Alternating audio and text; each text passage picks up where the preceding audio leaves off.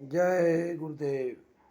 हम समस्त भारत के बाबा जय गुरुदेव जी महाराज के शिष्य पहलगांव की घटना से बहुत ही आहत और दुखी हैं। देश के राजनेताओं को परम संत बाबा जय गुरुदेव जी महाराज हमेशा नेक सलाह किया करते थे। उस समय भी देश के राजनेताओं ने परम संत बाबा जय गुरुदेव की बातों को कभी नहीं माना।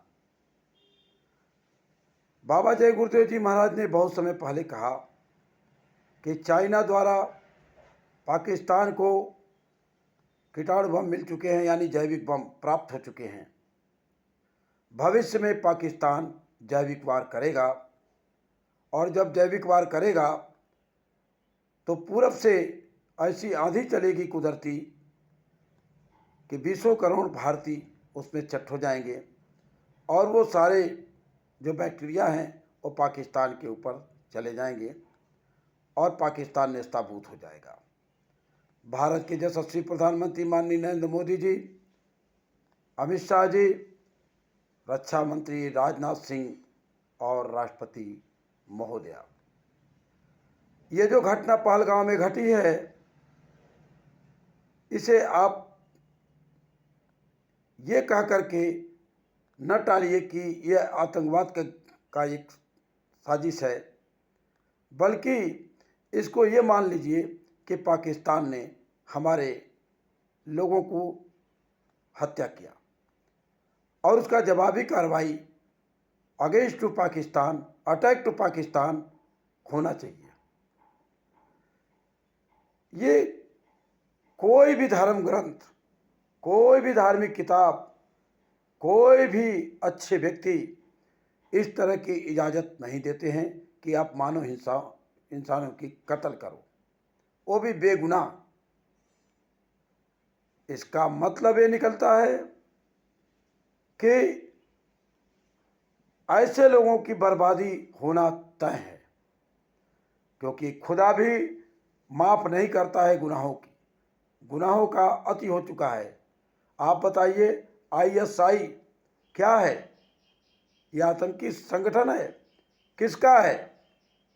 मुसलमानों का है।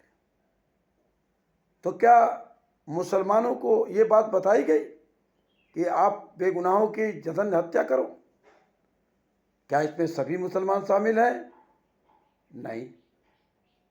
लेकिन इसमें कोई आतंकवादी है तो उसका नाम मुसलमान ही आता है, जो मुसलमानों के नाम पे कलंक हैं और कुरान के नाम पे कलंक हैं, इस्लाम के नाम पे कलंक हैं।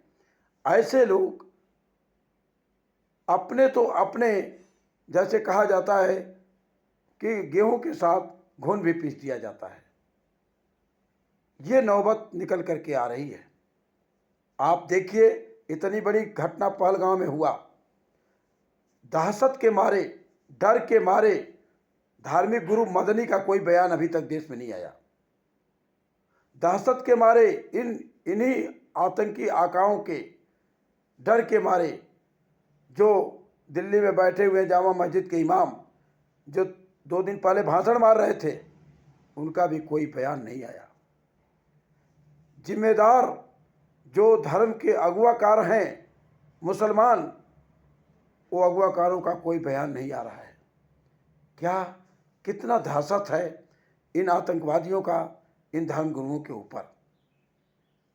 बाकी नरेंद्र मोदी से क्यों डरना है? वो तो देश के अदने से प्रधानमंत्री हैं, चाय बेचने वाला चाय विक्रेता है। लेकिन नहीं, ये ISI और पाकिस्तान परस्त जो धर्मगुरु हैं, ये निश्चित तौर से ये भारत के मुसलमानों के लिए बहुत ही घातक हैं, क्योंकि हमारे भारत का हर मुसलमान इस तरह का नहीं है।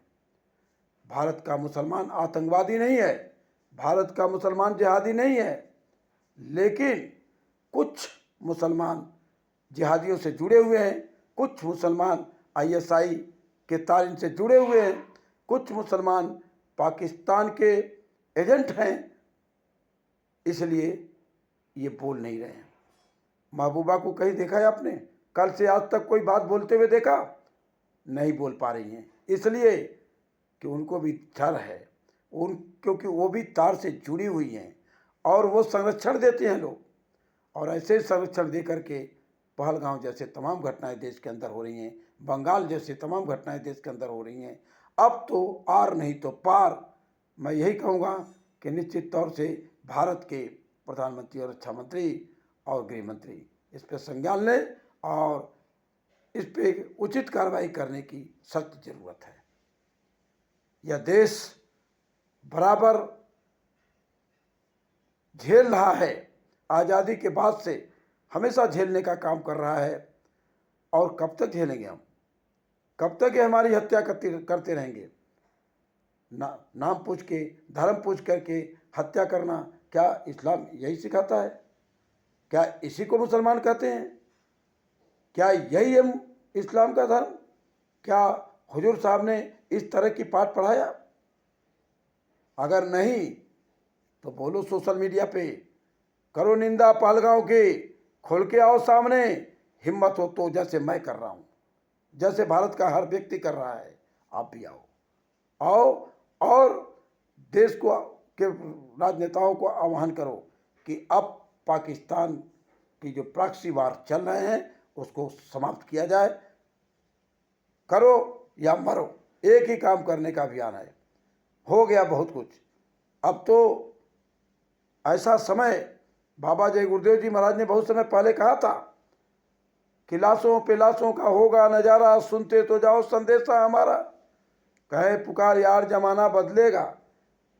1952 से लेकर के अब तक शाकाहार का पाठ पढ़ाने वाले वो महापुरुष, शराब न पियो इसका पाठ पढ़ाने वाले आपने, देश के राजनेताओं ने या देश की जनता ने क्या इसको कभी माना?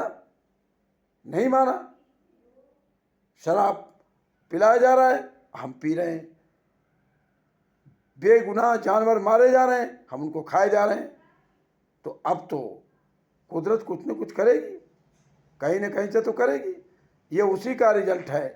खराब खान पान, जानवर खा के जानवर बन गया और बताओ बेगुनाहों की हत्या कर दिया। जब जानवर खाओगे तो जानवर बनोगे, आपके खून में जानवर का मांस, ब्लड आएगा, आपकी सोच जानवर वाली हो जाएगी, इंसानियत खत्म हो जाएगी। हो गई इंसानियत खत्म, हो गए जानवर सभी आज।